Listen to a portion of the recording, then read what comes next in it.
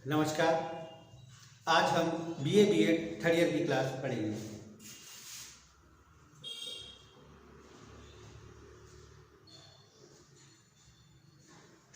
और आज अपने अध्ययन का जो टॉपिक है पिछली कक्षाओं में मैं पढ़ा रहा हूँ वही है जहांगीर।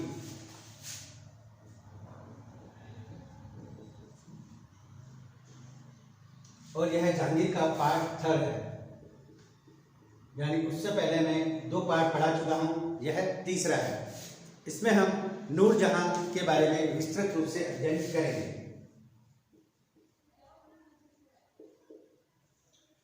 मिर्जा गयास बेग की पुत्री नूरजहां, अस्मत बेगम की बेटी नूरजहां, आसफ खां की बहन नूरजहां, लाडली बेगम की मां नूरजहां, और आगे जाकर 1611 में जहांगीर से विवाह करती है, निकाह करती है।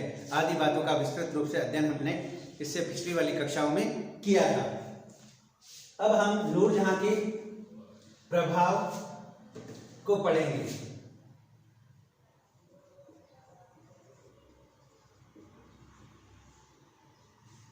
नूरजहां का राज्य में प्रभाव।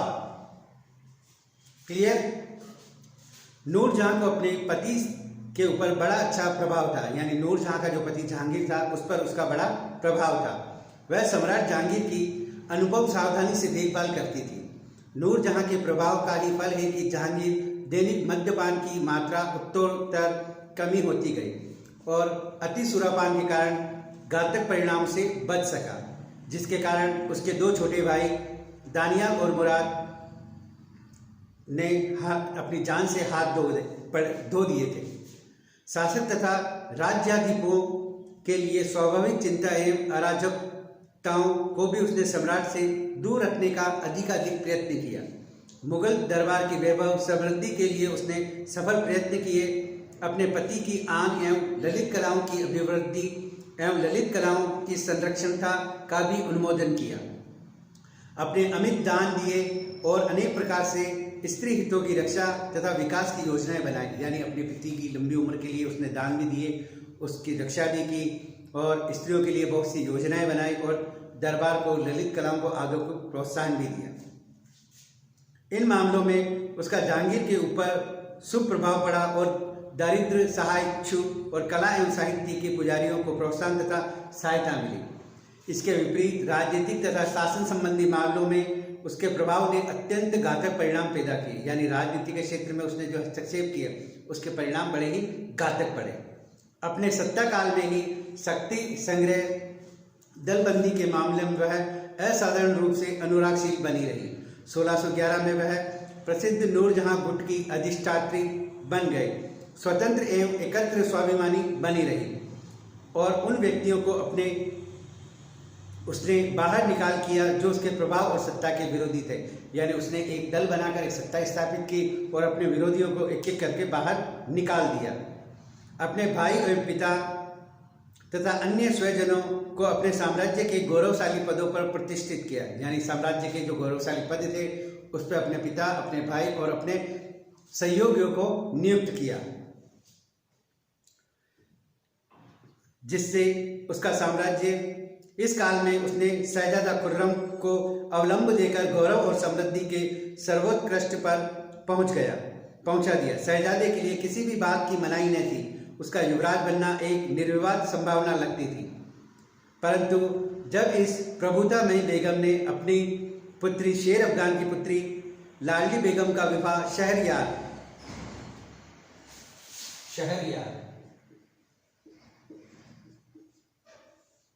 नूरजहां और शेर अफगान की पुत्री लाडली बेगम का निकाह शहरयार से कर दिया, जो जहांगीर का पुत्र था। जहांगीर का एक अन्य पुत्र और था, खुर्रम, जिसे नूरजहां के भाई आसफ खां की पुत्री मुमताज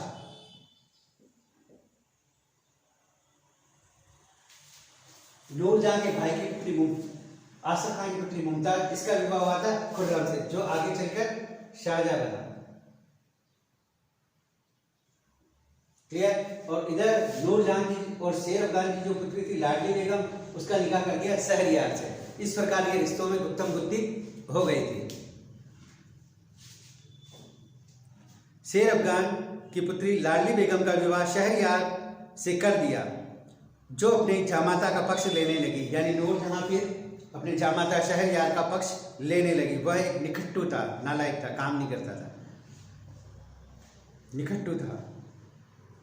लेने लगी। उसने खुर्रम को धूल में मिला दिया तथा आत्मरक्षा हेतु विद्रोह के लिए विवश किया।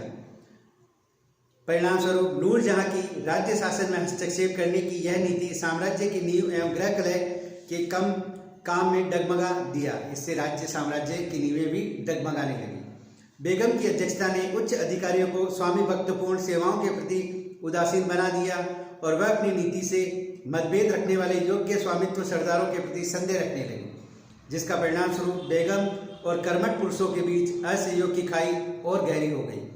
महाबत खां, जिसने अपने पूर्व पराक्रम पूर्ण कार्यों के बल पर अमीर उल उमरा की प्रतिष्ठा प्राप्त की थी, विद्रोह का झंडा गाड़ दिया। यानी नूरजहां की जो दलबंदी थी और नूरजहां ने जैसे उच्च अधिकारियों की स्वामी भक्ति पर संदेह किया, तो उसमें महाबत खां ने भी विद्रोह का झंडा गाड़ दिया।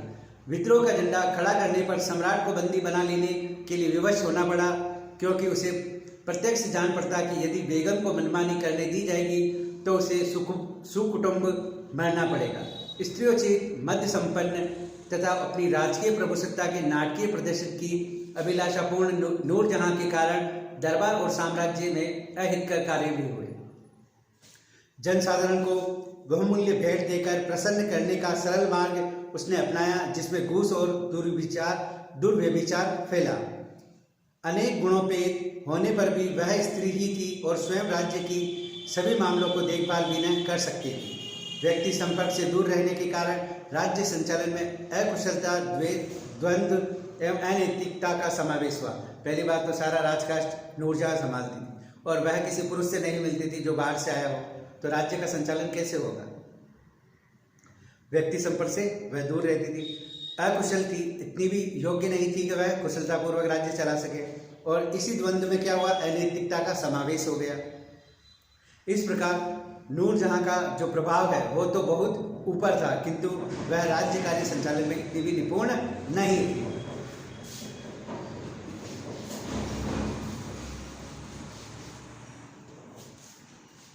नेक्स्ट, मेवाड़ का युद्ध। नूरजहां के काल में मेवाड़ का युद्ध हुआ था। मेवाड़ का युद्ध, मेवाड़ का युद्ध चूंकि मैं पहले ही बता चुका हूं कि यह अकबर के समय उदय सिंह ने जब चित्तौड़ पर आक्रमण किया था, तो उदय सिंह जी वहां से चलकर कुंभलगढ़ चले गए, जहां अकबर ने चित्तौड़ पर अधिकार कर लिया और कत्लेआम मचा दिया। उसके बाद उदय सिंह के पुत्र महाराणा प्रताप ने अकबर के साथ हल्दी घाटी का युद्ध लड़ा 1576 में। उसके बाद भी अकबर ने पूरी तरह से महाराणा प्रताप को युद्ध में हरा नहीं पाया और न ही उन्हें अपने अधीन कर पाया, और यह युद्ध मेवाड़ और मुगलों में निरंतर चलता रहा। इसके बाद महाराणा प्रताप के पुत्र अमर सिंह ने यह युद्ध जारी रखा और आजीवन अकबर की अधीनता स्वीकार नहीं की। अकबर जब तक था उसकी अधीनता स्वीकार नहीं की, किंतु जहांगीर के शासन बनने के बाद वापस मेवाड़ और मुगल संघर्ष हुआ, जिसमें अमर सिंह और जहांगीर के मध्य युद्ध हुआ था। पूर्ण शक्ति लगाने पर भी अकबर पूरे मेवाड़ पर विजय प्राप्त न कर सका और न ही शासन स्थापित कर सका। 1597 में अपनी मृत्यु से पूर्व ही राणा प्रताप ने खोए हुए राज्य के अधिकांश भाग फिर से हथिया लिए। उसके पुत्र अमर सिंह में यद्यपि बहुत सी अजय और दुर्गम, आत्मनिष्ठ एवं स्वाधीनता के प्रति अजर प्रेम न था, यानी जैसी योग्यता पिता महाराणा प्रताप में थी वैसी पुत्र अमर सिंह में नहीं थी। तथापि वह एक वीर सैनिक आवश्यक था जिसने मुगल आक्रमण विरोधी अपने पूर्व पुरुषों की नीति को जीवित रखा। अकबर ने अपने राज्यकाल के पिछले दिनों में मेवाड़ विजय के लिए कई अनुष्ठान व्यवस्थित किए, परंतु उसके सेनापतियों की अकर्मण्यता एवं सिसोदिया वंशजों के शक्तिशाली विरोध के कारण उसकी मनोकामना सफल न हो सकी। यानी अकबर ने खूब यत्न किए इनको झुकाने के, परंतु सिसोदिया वंश की जो विरोध करना जारी रहा और अकबर अपनी मनोकामना कभी पूरी न कर सका, सिसोदिया राजवंश को कभी न झुका सका। अपने पिता की साम्राज्यवादी नीति के अनुगामी जहांगीर ने संपूर्ण देश पर एक छत्र राज्य स्थापित करने की आकांक्षा से अपने द्वितीय पुत्र परवेज, यानी एक पुत्र और था परवेज, को 1605 ईस्वी में 20,000 घुड़सवारों की अध्यक्षता में राणा अमर सिंह को पराजित करने के लिए भेजा। यानी एक पुत्र परवेज था, उसको मेवाड़ पर आक्रमण करने के लिए भेजा 20,000 सैनिकों के साथ। आसफ खान जफर बेग को भी 5,000 मनसबदार तथा मंत्री था शाहजादे का परामर्शदाता बनाकर भेजा गया। यानी आसफ खान जो नूरजहां का भाई था उसको भी भेजा और जफर बेग को भेजा। दूसरे गणमान्य राज्य अधिकारियों की भी सहायता के लिए नियुक्त किए। राणा अमर सिंह के चाचा सागर भी, जिसने अपने भतीजे का पक्ष छोड़कर मुगल दरबार का वेतनभोगी होना आरंभ कर दिया था, शहजादे के साथ भेजा था। महाराणा प्रताप के भाई थे, चाचा प्रताप के भाई थे सगर, उन्हें भी इस युद्ध में मुगलों की ओर से भेजा गया था। अमर सिंह ने बड़ी वीरतापूर्वक अपने प्रदेश की रक्षा की। दिवेर के दर्रे पर घमासान युद्ध हुआ जो अनिर्णित रहा। दोनों पक्षों ने अपने अपने विजय घोषित की। सम्राट के अनुयायियों ने निर्दय भाव से दिवेर को पार्श्व तीर इलाके का विध्वंस किया, परंतु खुसरो के विद्रोह का फलस्वरूप वह आगे न बढ़ सके। यानी खुसरो ने विद्रोह कर दिया, अब वह आगे न बढ़ सके।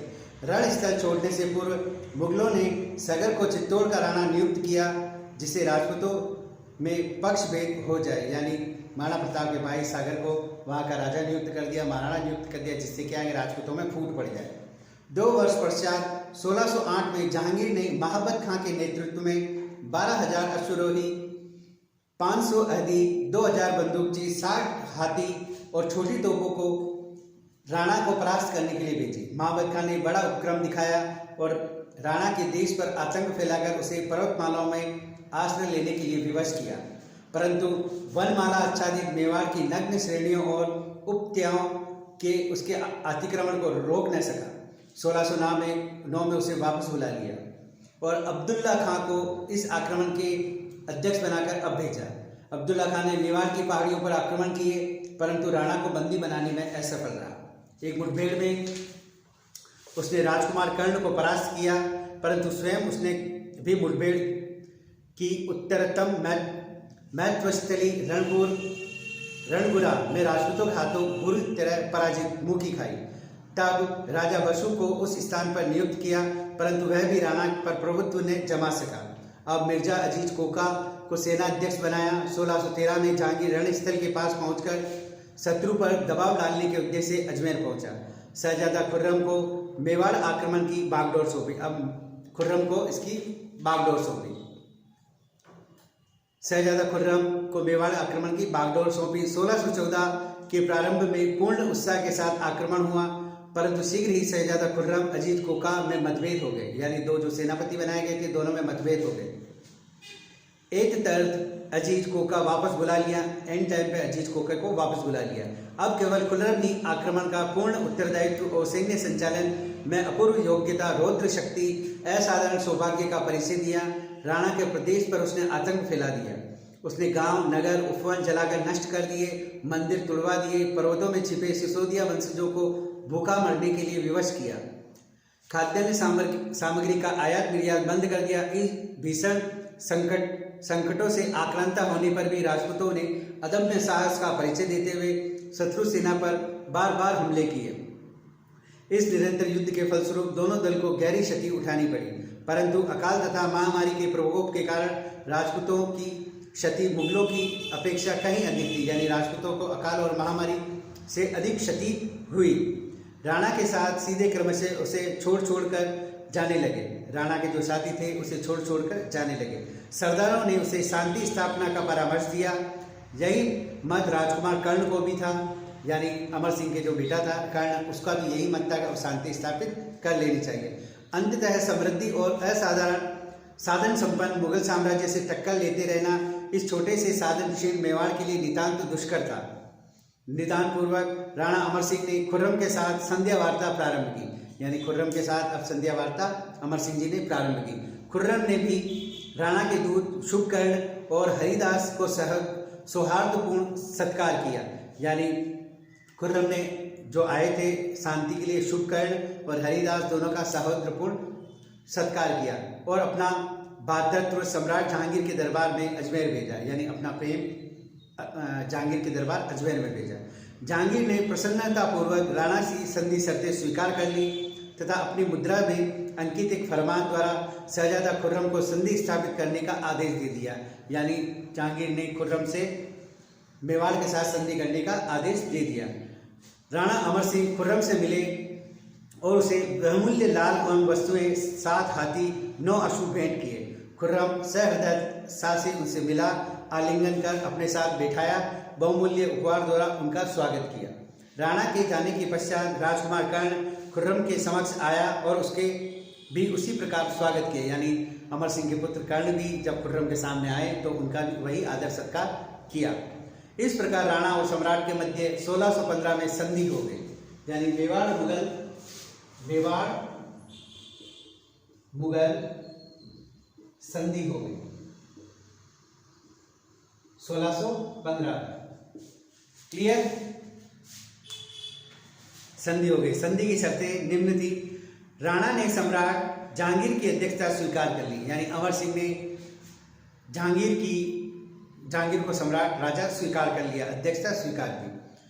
सम्राट ने राणा को चित्तौड़ समेत वह सारा प्रांत लौटा दिया जो अकबर के समय में मुगलों के अधिपत्य में रहता, यानी महाराणा ने अकबर के समय जो मेवाड़ पर अधिकार था वह वापस उसे लौटा दिया। चित्तौड़ के दुर्ग सुरक्षित करना अथवा मरम्मत निषेध कर दी, यानी चित्तौड़ के दुर्ग को आप मरम्मत नहीं करेंगे, ना ही उसे सुरक्षित करेंगे, मना है। राणा को सम्राट के दरबार में उपस्थित होने के लिए बाध्य नहीं किया जाएगा, यानी अमर सिंह जी मुगलों के दरबार में उपस्थित नहीं होंगे। राणा को युवराज अपनी सेना के साथ मुगल सम्राट की उपस्थित होगा, यानी राणा का युवराज कर्ण मुगल दरबार में उपस्थित होगा। आए राजपूत सरदारों की बाती राणा को मुगल परिवारों से वैवाहिक स्थापित करने के लिए बाध्य नहीं किया जाएगा, यानी जो अन्य राजपूत राजा थे उन्होंने मुगलों के साथ वैवाहिक संबंध स्थापित किए, वैसे संबंध वैवाहिक राणा और मुगलों में नहीं होंगे। मेवाड़ और दिल्ली की राज्य सत्ताओं के इतिहास में यह संधि अपना महत्वपूर्ण स्थान रखती है। इससे इसके पूर्व किसी सिसोदिया वंश ने किसी भी मुगल शासक को प्रत्यक्ष रूप से अधीनता स्वीकार नहीं की थी। दो राज्य सत्ताओं के बीच की यह चिरस्थायी द्वेष भावना का इस संधि ने अंत कर दिया। जहांगीर तथा उसके लड़के खुर्रम को इस बात का श्रेय प्राप्त है कि उन्होंने अत्यंत उदार शर्तों के साथ ऐसे युद्ध को समाप्त कर दिया जो लगभग 75 वर्षों तक अकबर के पूर्वजों तथा सिसोदिया वंश के बीच होता रहा था। सम्राट ने मेवाड़ के प्रति उदार नीति अपनाकर उसके आंतरिक मामलों में हस्तक्षेप न कर कुशल राजनीतिज्ञ होने का परिचय दिया, जिसका परिणाम दोनों दलों के लिए लाभदायक हुआ। यानी एक तरफ उनसे राज्य सत्ता और उनको शासन स्वीकार कराया, तो दूसरी ओर वहाँ के आंतरिक जो मामले थे उनमें किसी भी प्रकार का हस्तक्षेप मुगल बादशाह ने नहीं किया और जिसे कुशल राजनीतिज्ञ होने का परिचय दिया, जिसका परिणाम दोनों दलों के लिए लाभदायक हुआ। मेवाड़ के राणा तब तक मुगल साम्राज्य के प्रति स्वामी भक्त बने रहे जब तक कि औरंगजेब की अविवेकपूर्ण नीति ने राणा राज सिंह को स्पष्ट विद्रोह के लिए विवश न कर दिया। यानी यह संधि औरंगजेब के समय तक भी चल रही थी, किंतु महाराणा राज सिंह ने औरंगजेब की जो धर्म विरोधी नीति थी उसका विरोध करने के लिए फिर यह संधि बर्खास्त हुई। वहां तक यह संधि चल रही थी। कुछ लेखकों ने राणा अमर सिंह को अपने वंशगत शत्रु के समक्ष अपनी स्वाधीनता खो बैठने का दोषी ठहराया, परंतु यह आरोप सर्वथा निराधार है। मेवाड़ जैसी एक छोटी सी रियासत का विशाल अनेक साधन समीकरण संपन्न और शक्तिशाली मुगल साम्राज्य के विरोध में एक आसमान युद्ध असमान युद्ध को अनियमित रूप से बनाए रखना कदापि संभव न था। 1600 नेता उसे कभी न कभी झुकना ही पड़ता। मेवाड़ की परिस्थितियों में शांति अपेक्षित थी और 1615 ईस्वी में शांति में उसे वह शांति, सम्मान और गौरव सहित मिली थी। उसका अंतर्देशीय स्वतंत्रता में कोई अंतर नहीं आया था। विजय सत्ता ने उसकी राज्य परिवार संबंधी सभी भावनाओं का सत्कार भी किया। राजा ने केवल नाम मात्र के लिए मुगल अधीनता स्वीकार की थी। इस कारण संकटग्रस्त देश के लिए इतनी अपेक्षित शांति संग्रह के लिए सुअवसर राणा अमर सिंह यदि उपयोग में न लाता तो अविवेकपूर्ण कार्य होता। यानी एक बहुत बड़ी रियासत, जो एक छोटी सी रियासत, उसके सामने कहाँ टिक पाती, कभी न कभी तो उसके सामने झुकना ही पड़ता था। अमर सिंह ने एक सम्मान की संधि के साथ जो 75 वर्षों से चले आ रहा युद्ध उसको समाप्त करवा दिया और नाम मात्र की मुगल अधीनता स्वीकार कर मेवाड़ में शांति व्यवस्था बना ली, क्योंकि अंत में उसके जो साथी थे वो भी उसे छोड़ कर जा रहे थे। अतः राजकुमार कर्ण और अन्य जो उसके बचे साथी हैं उन्होंने संधि करने के लिए उन्हें आग्रह किया था। अतः उन्होंने उनसे संधि कर ली 1615 में। इस प्रकार मेवाड़ मुगल संधि हो गई और जहांगीर ने वह कार्य कर दिखाया जो उसके पिता अकबर भी न कर पाए, क्योंकि उन्होंने सिसोदिया से निरंतर युद्ध किया और सिसोदिया राजपूतों ने भी निरंतर अकबर से लोहा लिया, किंतु अकबर के पुत्र जहांगीर ने उनसे संधि कर ली, और जो एक विशेष बात थी। नेक्स्ट यह हो गया आपके मेवाड़ मुगल संबंध। अब नेक्स्ट पढ़ेंगे दक्षिण का युद्ध।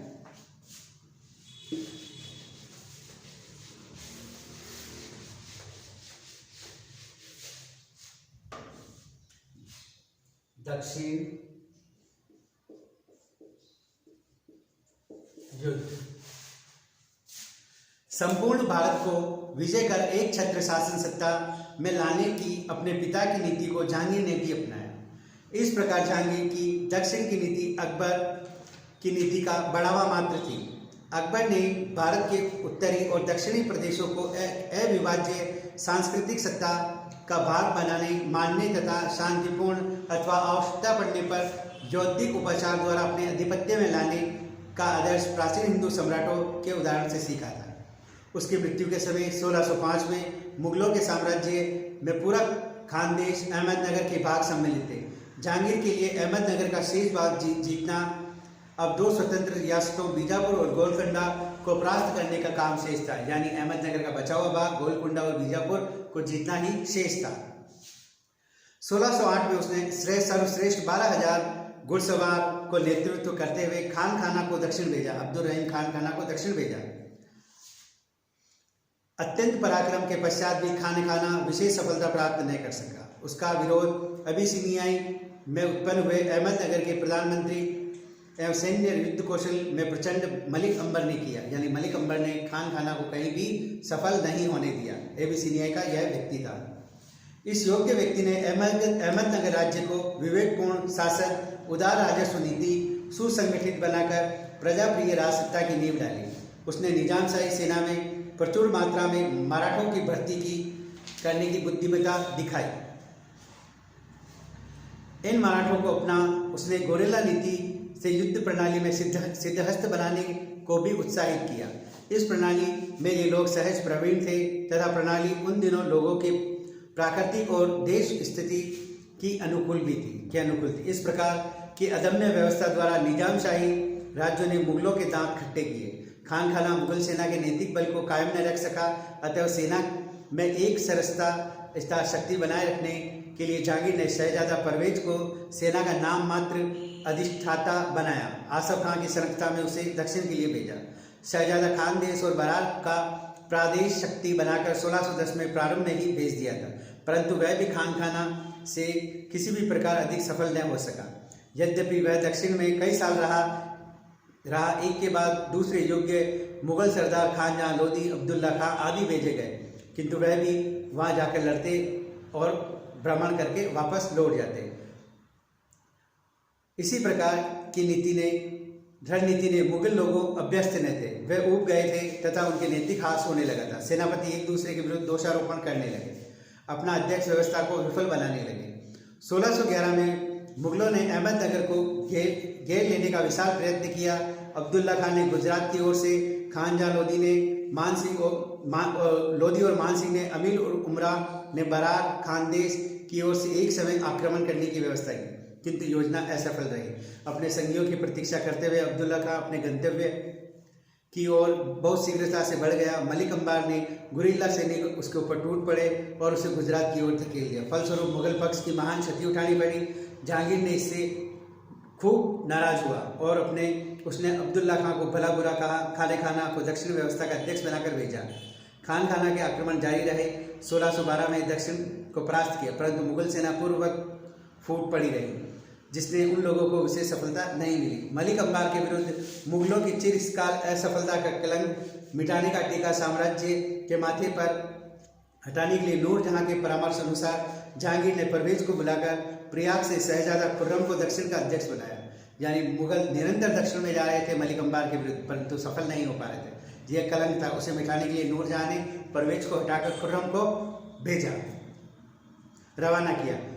सम्राट स्वयं रणस्थली के पास रहकर अपना प्रभाव डालने के लिए पूरे दरबार के साथ मांडू नामक स्थान पर गया। शहजादा खुर्रम 1617 में बुरहानपुर पहुंच गया तथा तत्काल मलिक अंबार से लिखा पढ़ी प्रारंभ कर दी। इस परम शक्ति से भयग्रस्त हो मलिक अंबार ने सारी शर्तें स्वीकार कर ली और बालघाट का पूरा प्रांत, जो उस काल में पूर्व ही मुगलों ने छीन लिया था, लौटा दिया।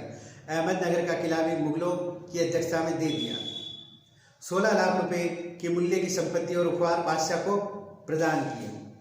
जहांगीर ने संधि की शर्तों को स्वीकार कर 1617 में संधि कर ली। मुगल दरबार में इस शांति स्थापना का एक महाकार्य के रूप में स्वागत हुआ। शहजादा खुर्रम की सफलता के प्रति असीम सम्मान प्रदर्शित किया गया। यानी खुर्रम ने उस कलंक को मिटा दिया जो जहांगीर के समय लगा था। उसने दक्षिण के मलिक अंबार के विरुद्ध सफलता प्राप्त कर ली। नूर जहां ने इस अवसर पर बड़े साज और वैभव के साथ उत्सव मनाए, मानो शहजादे की एक महान विजय प्राप्त की। जहांगीर की प्रसन्नता की ओर सीमा न थी। शहजादा खुर्रम को गौरवशाली शाहजहां की उपाधि से वशीभूत किया गया। सत्य वास्तव में यह था कि शहजादा खुर्रम ने अब्दुल्ला खान की आंशिक विजय को पूरा लाभ उठाया और अपनी उससे अधिक शक्ति पर केवल शत्रु के मन पर आतंक जमा दिया। यह अल्पस्थायी संधि स्थापित कर ली। मलिक अंबार की वास्तव में कोई पराजय नहीं हुई थी। वह 2 साल के भीतर पुनः सिर उठाने लगा। 1617 में संधि की अवहेलना मलिक अंबार ने 1620 में की। तब उसने बीजापुर गोलकुंडा के साथ एक दल का निर्माण कर खान खाना पर आक्रमण कर उसे अहमदनगर के दुर्ग में घेर लिया। शाही दल वालों ने सेना आमने सामने युद्ध कौशल रहते हुए गुरिल्ला व्यवस्था के समक्ष निस्तान असहाय थी। निदान स्वरूप भागकर बुरहानपुर में शरण लेनी पड़ी मलिक अंबर के द्वारा खान खाना को।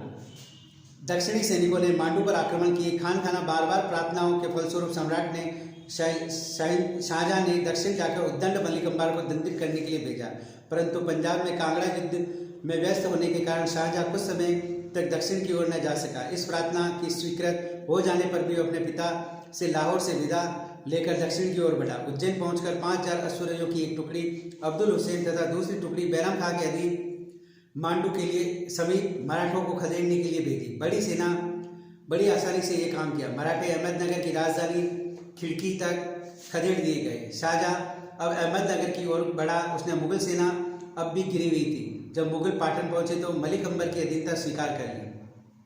मलिक अंबर ने अधीनता स्वीकार कर ली।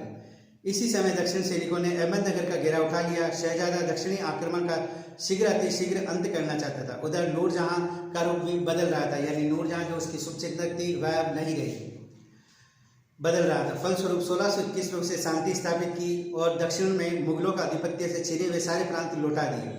उनके पार्श्ववर्ती लगभग 14 लाख राजस्व की आमदनी के क्षेत्र मुगल साम्राज्य को दे दिए। अहमदनगर, बीजापुर, गोलकुंडा की रियासतें ने सम्राट को क्रमशः 12, 18, 20 लाख रुपए भेंट किए।